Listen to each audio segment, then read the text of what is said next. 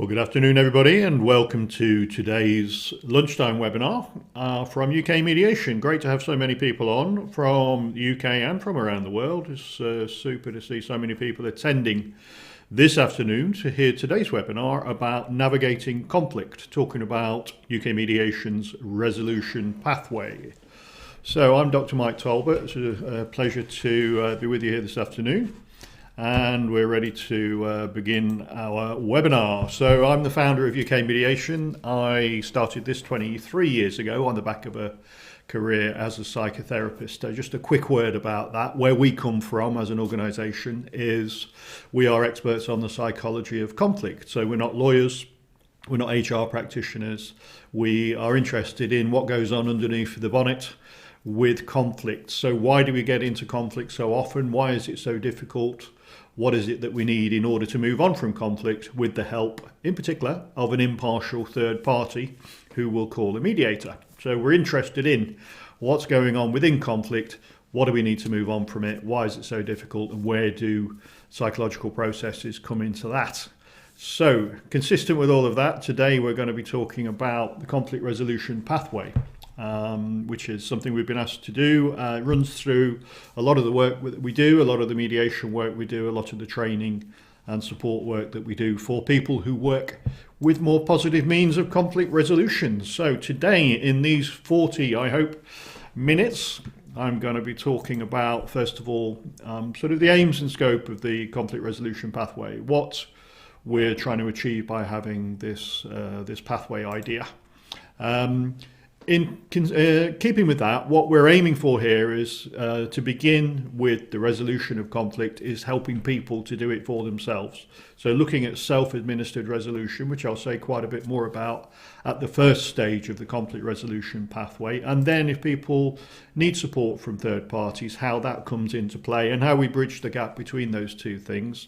But into the stage 2, which is all about third party administered resolution, how to solve workplace conflict with the help of an additional person, and then not leaving people in limbo when we've resolved their conflict, how we follow up and monitor and make sure that whatever we do, whether it be self-determined or third-party administered, that we follow up and monitor what happens around conflict. Conflict's a very difficult thing. Conflict is something that is inevitable whenever we have different people around each other. In particular, I'll be talking and making reference to workplace conflict today, although there are, of course, different applications of this pathway. But looking at, the difficulties, the inherent sort of struggles that we have when we get into conflict, how we can ease people through that with this staged process and the idea of the pathway. So with this sort of idea around the pathway, what's it for?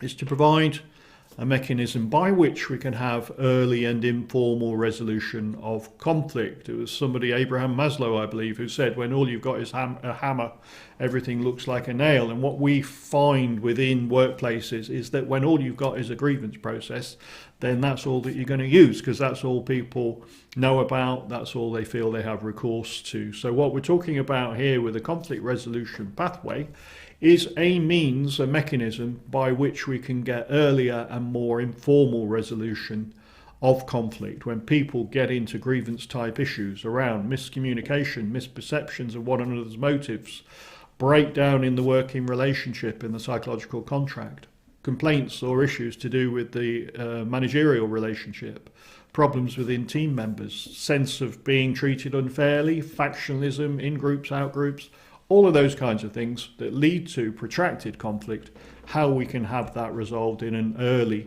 and informal way, and especially when we can empower people to do that for themselves, recognizing that that's not always possible and people need this support, third-party support, in order to be able to resolve it and to give some support to resolve it.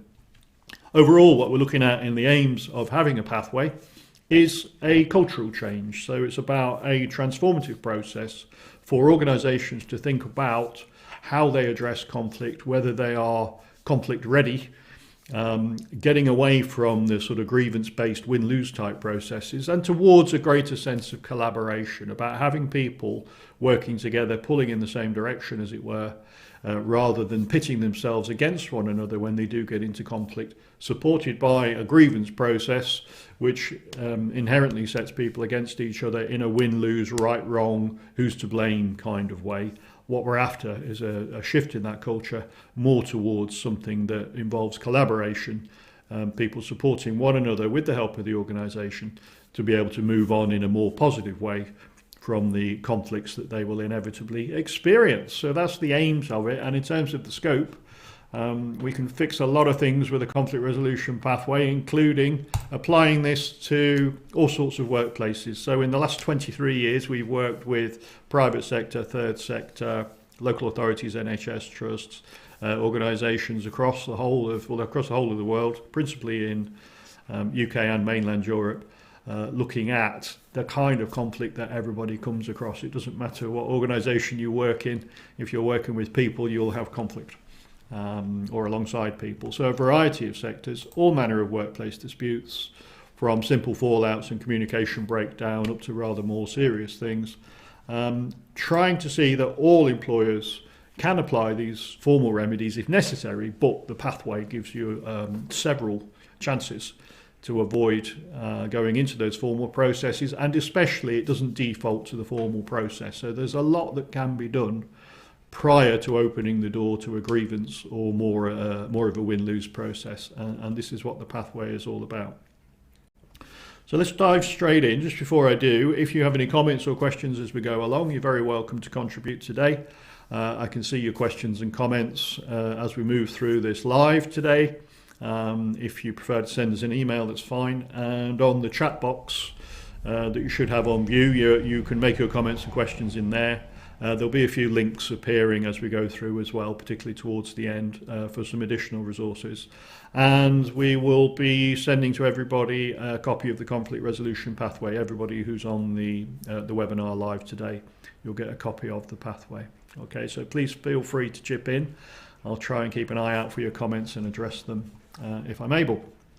So the pathway begins with self-administered resolution. We want to empower people to be in a position to resolve their own disputes and conflicts. So very much about self-determination, very much about empowerment of individuals, making sure they have the tools and the confidence and the inclination and the managerial support to be able to address any interpersonal conflict that they have with colleagues, amongst teams, in the managerial relationship, etc.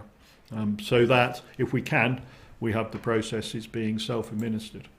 Let's have a look at that first, and then we'll move into the other steps of the pathway. So in terms of self-administered resolution, what are we talking about? Well, start with this rather boxy, arrowy flowchart that we have to try and illustrate what we're talking about. So top left-hand corner here, the conflict situation or interpersonal dispute arises. Something's happening between two colleagues or a group of colleagues even. And the first question they might want to think about is, can I deal with this alone? Is this just something that I can address between me and this colleague, something I need to raise? Am I able to do that? If they are, then we're thinking about them taking personal action. So let's have a bit of a zoom in there on this box around personal action and think about what we mean by that. So personal action, what we're referring to here in the event of a conflict between two colleagues, is an encouragement and a support, including from management, but from the culture as well. This should be the normal thing to do, is if there is a fallout or concern, a dispute between two colleagues, is that those colleagues are encouraged to address that conflict directly with the other person involved and do that first. So what we mean by that is having a quiet word, or a quotes confident conversation, where two people find a good time and place and raise issues. So somebody should be able to assertively and clearly describe what it is about the other person's behaviour that's concerning them and how they want it to change. And with the support to do that, we can nip a lot of situations in the bud. Now this happens, I'm not talking anything sort of complex here, it's just about two people who are not getting on, or whose some aspect of the other person's behaviour concerns them, starting to bug them, rather than having it bug them to the point of them, engaging in absenteeism, presenteeism, or sort of having to immediately involve any third parties. Might they be supported? Might they feel confident enough to be able to address it directly. That's what we mean by personal action. If that solves it, great. So we move from the take personal action box and we're done. And this probably happens, it's happening now, of course it's happening right now, where most of us, most of the time, feel inclined to address any conflict issues, and that's as far as it goes. However, perhaps the person doesn't feel like they can deal with it alone. There could be all sorts of reasons for that. They may feel that the other person is a more powerful negotiator. They may be scared of the other person, which is not an uncommon situation. They may feel that it's going to rock the boat. They may feel that it could make things worse. There's all sorts of reasons why the person feels like they can't deal with it alone, and that's absolutely fine. We're not expecting to throw people into situations where they feel nervous or exposed or at risk. So should an individual feel that they can't take personal action, then we're sort of moving on into the next stage. So we're thinking about third-party support. Let's have a think what that means. So as we move into the third-party support, perhaps from any one of those people there, the line manager, or perhaps the conflict is with your line manager, in which case you might need to speak to your manager's manager, talking to HR colleagues, employee relations officers, or perhaps approaching your trades unions. So to get that third-party support, so the individual doesn't feel confident enough or equipped enough, skilled enough, doesn't feel safe enough that they can go and address things immediately, just taking personal action with this colleague. So they're thinking about getting third-party support. What does this mean? So it's based on this nervousness or reticence about taking action that they do seek support. And I think a lot of the time what we find is that people are concerned it's going to make things worse. If they do approach the other individual, that least said, soonest mended type of idea, which we would disagree with. We think that our approach to this is if you can feel confident and assertive and get the support you need, then you shouldn't have that nervousness or reticence, but you need backup. You need backup quite often. So here we're talking about getting support to address a conflict situation from any of the individuals or bodies that we've talked about. But that supporter is not there to advocate, to represent the complainant's interests. They're not there to arbitrate, which is to make a ruling about what should happen between the two parties, or to mediate. We're not talking about here having any kind of structured process of bringing in very deliberately the impartial third party. We're just talking about that individual going to another professional within their organisation to say, hey, I've got this issue with a colleague, not quite sure how to deal with it. Can I get some help, a bit of encouragement, a bit of confidence so that I can take a breath, walk towards them and deal with it myself? That's the idea. So supposing that works, great. Supposing we need a bit of help, what could happen is that individual, the manager or the manager's manager or the HR professional, trades union, the employee relations person, they might say, okay, let's think about offering a resolution meeting. So we don't want to go too far into anything like mediation or any kind of more deliberate, very explicitly contracted process. We're just talking about a resolution meeting. Close the door, let's have a chat about this type of meeting. And there was thinking about now getting in more into a conflict resolution process. So this part of the pathway brings about the third-party administered resolution. So that third-party individual you've approached is now available to help administer some resolution. So the main thing we're talking about here is, again, holding back on going straight into mediation. There's no need for that, and it's not required in a lot of situations. So here's the mediation guy trying to talk us out of business. I'm saying you don't need mediation a lot of the time. Should people be in a position to take personal action or simply to approach somebody locally that can facilitate a resolution meeting, great, sorted, and that will solve a great proportion of situations such that you won't need a mediator. There we go. So the third party facilitating a resolution meeting, this is what we're talking about just now. And in this box, let's have a think about what that resolution meeting means, what it might involve. So a resolution meeting is simply a way to get people together in a very informal way. Needs to be voluntary, so they need to opt into it. So the way we set it up has to feel like, okay, here's a collaborative process, something that's empowering for the individuals. We're valuing their self-determination. We're inviting them into a place to be brought together by the third party. Nothing highfalutin, don't need any paperwork, don't need any sirens to sound, just because we're getting a couple of people together in the office for a chat. And that's basically what it is. So it's informal, it's voluntary, they need to want to do it. Good chance for the two parties to offload, debrief any critical incident. Quite often something or things may have occurred that have led to the current situation. There was a particular meeting, there was a particular conversation, there was a particular email exchange, something happened, and that needs to be debriefed. Two parties need to offload and need to start to build better dialogue. Okay, the skilled manager, the skilled HR professional, the skilled employee relations person, the skilled trades union colleague would be able to do that. So be able to get the two individuals together, the one who's expressed the concern and the one about whom the concern is expressed, to get them together in a blame-free, no-fault kind of way. It's not about somebody answering allegations. It's not about somebody raising an accusation. It's about fostering a collaborative conversation between the two parties such that they are able to build that better dialogue, and the facilitator remains in this impartial place, and we keep things private. So people can speak more openly and honestly in order to reach that resolution if they're given this assurance about privacy.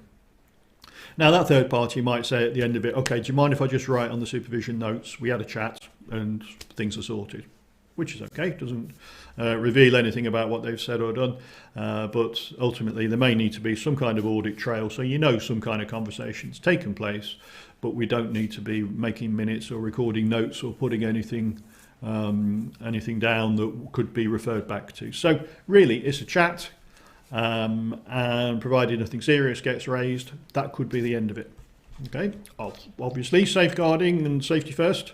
If there is anything serious raised, we'd need to do something different about that, but otherwise we may find that we're done.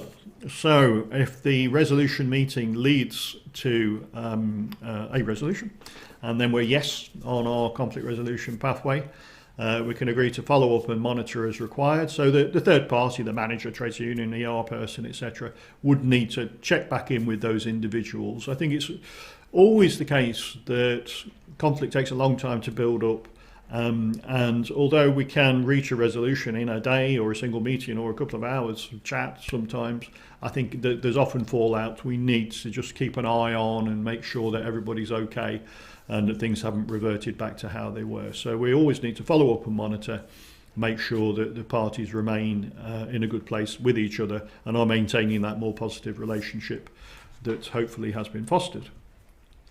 Okay, supposing not. Supposing that resolution meeting facilitated by the manager, etc., hasn't worked, then we're down into something else. So we need then just to take a closer look at what's going on here. So it hasn't been solved by the direct personal approach by the individual. They've sought support in order to take that personal action, perhaps just a bit of confidence building or encouragement. Perhaps then they've taken that personal action and that hasn't worked. Then they've been to the third party to get the third party administered part of the pathway. Maybe that hasn't worked. Then we're saying, okay, there's a bit more to this. There's a bit more to this. So we need to have, first of all, just a sort of a health check on the situation, a bit of triage. And let's say, okay, there's something more going on here. We need to think about the remedies that are available to us. A whole list of remedies there. So one-to-one or team mediation. It might be that there's some training needed. It might be there's conflict coaching or facilitation needed. Or it may be that it's down to an individual having some conflict coaching. Lots and lots of detail available on this. I won't go into all of it. Or it may be different kind of support. So perhaps it's about occupational health. Perhaps it's about counselling for an individual. There are so many different situations that come through our door. You can imagine in the last 23 years working exclusively with conflict, we have seen a lot. And it's fair to say that there's no one size fits all. There might be a range of remedies that needs to be applied to one situation. Sometimes these remedies, they apply more to individuals than to the dyad, as it were. But we'd need to triage this, take a close look at what's going on and decide what would be the best form of onward referral. So we're into thinking about onward referral, and let's think about what mediation might be able to offer. So as you probably noticed, we've held off the mediation for quite a long time while we've been through all those previous steps. I think there can be an assumption that because mediation's available, right, let's go there first then. So two people have fallen out, they've come along and notified someone in the organisation, be it HR or be it their manager or someone else, to say, I've got a conflict with this guy. There can be a bit of a knee-jerk response to saying, okay, well, we need mediation. Nah, we've held off here. We've held off. But at this point, it's probably sensible to think about, as part of that triage process, the assessment process, think about gatekeeping into these other remedies, such as mediation. So, can be used for allegations of bullying and harassment, any perception of unfair treatment, poor communication, personality clash, lots and lots of things that mediation will work for. And it's fair to say it will work for more things than it won't work for. And again, there's a lot more detail we could go into about that one. Might just be two individuals, might be team mediation. Just depends on how many people you got involved.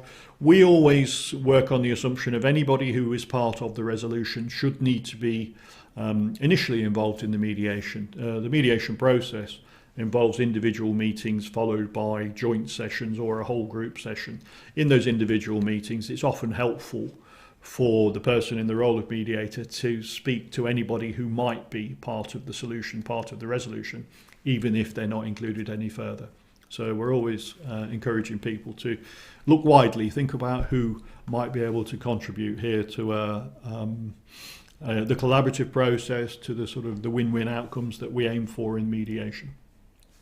Who's going to do it? Well, it needs to be, a trained, experienced practitioner. Might be somebody from within your organisation. Maybe you're drawing somebody in from the outside. But mediation, we've talked about it in lots of different ways, lots of different places. If you want to see the anatomy of a mediation, we do have other webinars within our library, including a webinar about online mediation, a detailed breakdown in one of our showcase presentations. If you look in the library on our website, you'll find lots of vivid illustrations of what mediation looks like and how it works. So that's the mediation bit. If it's more than just the two people, though, you might decide that what you need is team intervention. So perhaps there's a need for a training course. Perhaps there's something here beyond just this particular dispute that we've got there. Perhaps you need to train up your own internal mediators. Maybe over time you realise there's something of value in this, and that perhaps if you had somebody locally who could offer these kinds of interventions, mediation, that'd be a great thing to move into. Possibly conflict coaching for a team.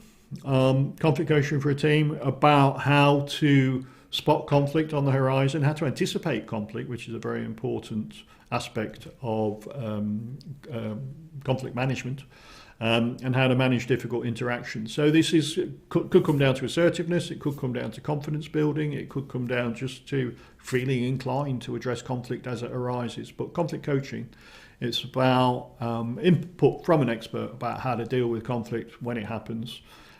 So not to brush it under the carpet, so not to leave it too long that you inevitably end up in formal processes, and how to address it in a more positive, impartial way, building collaboration rather than attributing blame.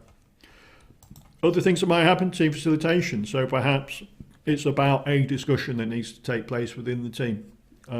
Doesn't have to be anything too formal. Again, it's a facilitated discussion. Think of it as an away day, but focused on conflict, where we're trying to restore team working, we're trying to rebuild communication, or we're trying to help them with decision making. That's quite often a thing that we see in teams, is that they're fine, they get on okay, they're mutually supportive, relationships are okay, but nothing's getting done, decisions aren't getting made. So there might be all sorts of indications for why you need something like a team facilitation, away day type thing, but dealing with either how we pull together in the same direction, how we communicate better, or actually just how we make decisions. So a lot of words there, but these are about the interventions that might apply more to a team than to just the two parties who appear to have come into conflict. And then the third thing I would say about is individual support. So if it's not about mediation between two parties, if it's not one of those team interventions, then perhaps it's about getting individual support, which could be for that individual conflict coaching. Lots of different definitions of this, different ways that people use it, all very valid, I think. But our particular take on conflict coaching is it's about doing some more intensive one-to-one work with an individual who perhaps finds themselves repeatedly coming into conflict in any kind of way. So we have worked a lot with, let's say, high flyers, people who progress rapidly through the ranks of their organisation, who are highly successful in their job, but are not so adept at the interpersonal relationship side of things. So perhaps they're not as well able to manage their relationships with other colleagues and with managers or with customers and clients even, as they are, good at the job, and they need a bit of coaching around conflict. Often boils down to assertiveness, often boils down to communication, often boils down to just having a few tools available to be able to deal with difficult situations where there's a difference of view or difference of opinion, or really just how to address any interpersonal situation where there may be conflict on the horizon. Maybe it's something different to that. Perhaps there's a health need. Occupational health might get involved. Very skilled, highly skilled practitioners we've come across with occupational health. Perhaps that's where it's needed. Or perhaps it's around something that's happening outside of work, and we can't help bringing our personal lives into work. So bereavements, relationship issues outside of work, practical issues outside of work, financial problems, issues related to COVID, issues to do with life that we carry into work, maybe impacting on the individual and his or her relationships with colleagues. So perhaps it's about counselling. If you're a large organisation, you might have an employee assistance programme who can offer counselling. Perhaps, as in some organisations, there's in-house counsellor, or perhaps it's something that needs to be facilitated for that individual to access from outside the organisation. So maybe, if it's not one-to-one intervention, if it's not about getting two people together, if it's not an intervention for the team, perhaps it's more about one of these forms of individual support. Okay, so we have a question by email from Martin. Martin, thanks very much for that. Do you think employees should be entirely responsible for managing their own relationships, or is it naturally part of the manager's job as well? It's a top question. Thanks very much. I think nice examples are always good. A couple of local authorities that we've worked with over the years consider it to be a competency that you are able to manage your interpersonal relationships with colleagues. And they, in effect, put that expectation on colleagues and say to people, yours is the first responsibility for managing your interpersonal relationships at work. And what they're trying to do is to get away, Martin, from this sort of parent-child model where if you have a conflict or fallout or any kind of a tiff with a colleague, you go off to the seniors and they'll sort it out for you. So that sort of child-parent dynamic is something they want to get right away from. And what they're preferring to do is to say, no, you, the employee, are responsible for managing how you get on with colleagues. We'll support you, but ultimately it comes back down to you to do it. Okay, that said, Martin, I think some people don't have the skills, confidence, tools, inclination to be able to do that. And what the organisation needs to do then is to make sure that the support, the confidence building, the training is there so that individuals can get to that place where they are better able to manage their own working relationships. So it's kind of a twofold answer, really. Preferably people should be able to do it for themselves, but the organisation does have a responsibility to support them, and support can include training, facilitation, individual coaching in order to make that happen. So top question, thank you. Right, let's think about where we are on the pathway. We're close to the end. We've done all that bit.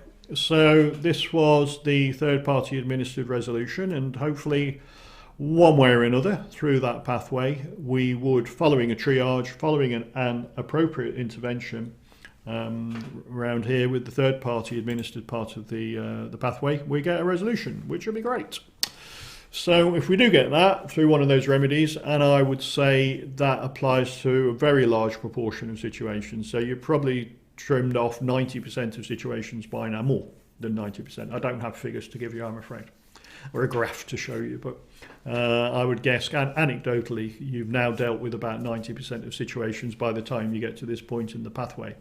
Then we say, okay, if we are resolved at that stage, let's agree to follow up and monitor as required. Routinely, if it's a mediation situation, you would follow up after a few weeks, speak privately to each of the individuals if it's a one-to-one, and saying, how's it going? You know, the agreement you reached in mediation, is it still holding up, or do we need to take it out and revise it a little, or is it appropriate to get the two of you together for another, just a short check-in, make sure things are okay between you, or do we need to do something else? So always following up, always monitoring where you've had any kind of third-party administered resolution, just to ensure that things are still okay, that the wheel hasn't come off and there's no need for any further support. So assuming that's a successful situation with the follow-up and monitoring, then we're over. But otherwise, we're talking about referring on to the more formal processes, investigation and more formal resolution. Okay, and this is necessary in some cases, no doubt about it. So let's have a think about what that would be towards the bottom end of the conflict resolution pathway, if you like. So it might become clear that the issue is more about the organisation exercising a duty of care. So there is perhaps treatment of an individual by another individual which goes into the areas of bullying and harassment. Perhaps we're into gross misconduct. Perhaps, aside from that, perhaps there's something to do with an employee's capability. And actually what appears to be a situation of conflict is actually a poorly managed capability process. We see that a lot, where there is performance management which is perceived or construed as bullying, and this is what rings the bell to initiate a conflict resolution procedure. So we need to do some disentangling at this point, and it's fair to say that at this stage we need to do a proper investigation. We can't just be guessing around situations like this, which are quite serious and can impact on people's careers. So we need to know where we are with this one. More of a formalised investigation done properly, where we may either consider that it's around a duty of care or it's around a capability issue, whether the person is able to perform what they're supposed to be performing. Or we might be into relatively serious things around the job description's wrong, the T's and C's need to be considered. Perhaps it's to do with the employment contract, or even more serious, perhaps we're into areas of criminal conduct. And I'm not wishing to be hyperbolic there, but we do get referrals of situations where people say, we think we need mediation. And when we take a look at it as external mediation providers, we say, actually, you know what, you don't need that, you need to be contacting the police. There are some situations which are fairly serious that we can't just brush under the carpet with informal confidential processes, when actually there needs to be a disclosure, there needs to be some more evidential process to establish whether a wrong has been committed and how we should right it. So there is the last, if you like, stage of the conflict resolution pathway, where we're talking about investigation and more formal resolution down the bottom there. All right, so we've worked our way down the pathway, thinking about each of the boxes along the way, what's involved, and holding back on the more formal processes, holding back even on mediation until you've tried the more empowering ways of encouraging self-determination, and then easing your way into a facilitated resolution meeting, and then if necessary into mediation, other forms of support, and then only at the last are we doing the triage and the more formalised processes about ensuring that duty of care is exercised, people are kept safe, and that anything serious is properly investigated and sanctions meted out if necessary. So there we are. There's a sort of an overview of that pathway, if you like. I just want to say a little bit more about the following up and monitoring, really. So I think after the resolution meeting that we've been through that bit, through the Onward referrals, team interventions, etc., into the individual support, all the time we should be keeping a close eye on what's happening, including when we're into the formal resolution. Okay, so it's all about making sure that we're following up and monitoring all the way through, and we're not getting into a situation where we're letting people get into free fall. It's a pretty bad situation. So what we do, just skip through that, is to say that when we're into those, the later part, and looking at the monitoring and follow-up, okay, there we are. What we're ensuring is resolution administered by a third party. what we want to know is that the resolution is lasting over time through the following up and monitoring process. Additional support can be provided if necessary, and that we do revisit action plans. I think that's the thing with mediation in particular, is where we reach an agreement, we don't go and chip it out of a stone tablet and say, that's it, that's what you got to work to that now.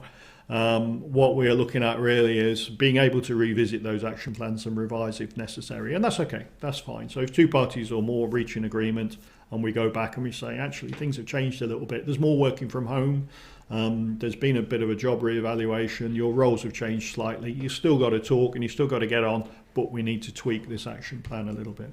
Okay, so that's fine. To take into account those changing situations. I think that's very important that we recognise as part of following up and monitoring that plans, statements of understanding, memoranda of agreement, whatever we want to call them, they can be revisited and they can be revised in response to changing circumstances. Okay, so that's just an extra word about the follow-up and monitoring part. Okay, so hopefully that's given you a good overview of the conflict resolution pathway, all the steps and stages, trying to preclude formal action where possible, keeping things private, empowering the individuals, encouraging self-determination, and then making sure that also towards the end of the pathway we are exercising duty of care, we are making sure that people's terms and conditions and contracts are accurate, we are making sure we're not mixing up capability issues with conduct issues. And ultimately, if there is behaviour that steps over the line and a sanction is needed, then that we are going there and making sure that sanctions are delivered. Okay, so I did encourage comments and questions throughout, and we've had a couple come in now. So we've got an email from Ashley who says, we've had some serious bullying cases in our organisation, which we suspect were down to the workplace culture. Would a pathway or set of processes help with this? Yes, absolutely, Ashley. And I think just a point to make about that is that, you know, if somebody's behaviour is over the line into what we define as bullying or discrimination, we have to take that seriously. I think it's a tricky thing that we come across as mediation providers when there are clearly quite serious situations going on, perhaps as you describe, Ashley. Knowing where you are on the pathway, using the most informal, the most minimal, the most empowering method is important. And there is a line that you go over where it's quite clear that the alleged perpetrator is not going to change his or her behaviour, that they are covering their tracks. They may be getting support from others within the organisation who frankly are scared of them. And they are managing to get away with quite damaging, quite persecutory behaviours, which actually would probably tick the box for a minor criminal investigation. It's not okay just to let that happen. It's not okay to brush it under the carpet. And in terms of would the pathway be appropriate, absolutely it would. You need to know where you are along the pathway. Is this something serious that we need to respond to in a more formalised evidential way, or is it something that can be addressed in a more dialogic, informal and low-level, more self-determining way? But yes is the short answer, Ashley. The pathway would definitely help. Okay, we've got a couple more there, and if you think of anything after the webinar today, any questions or comments you want to pipe into us, then please do. You're very welcome to comment or ask. Okay, I always try and keep to my 40 minutes. I've got a couple of minutes left. I just want to mention quickly about some upcoming webinars. There's a link just appeared in the chat box where you can register for forthcoming webinars. Friday 18th November, mediation in multinational settings. So we work quite a lot with multinationals, particularly when online mediation became more de rigueur.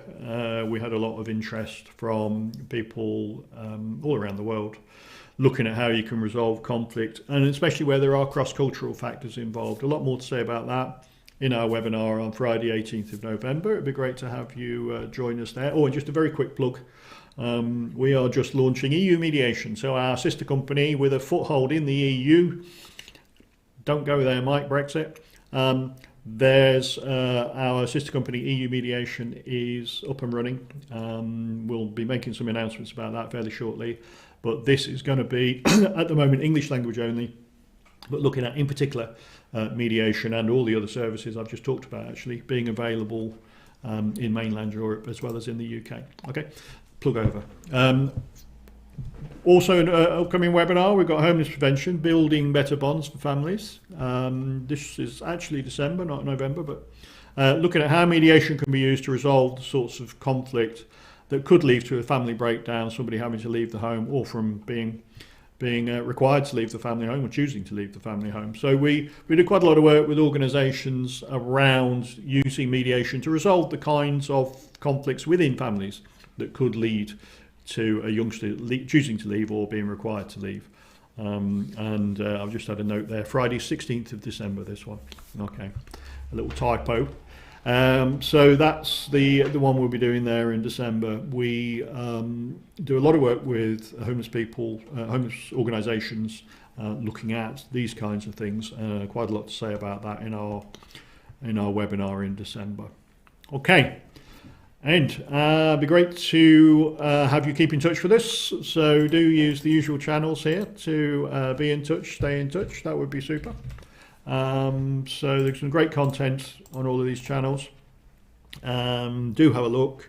Recently launched a new website. There's some great new stuff on there. Even if you've been to our website before, take a look at the new one. Take a look at all of our channels, all of our social. Look forward to seeing you again on our future webinars. Thanks very much for your attention today, and thanks for your questions and comments. And we'll see you again.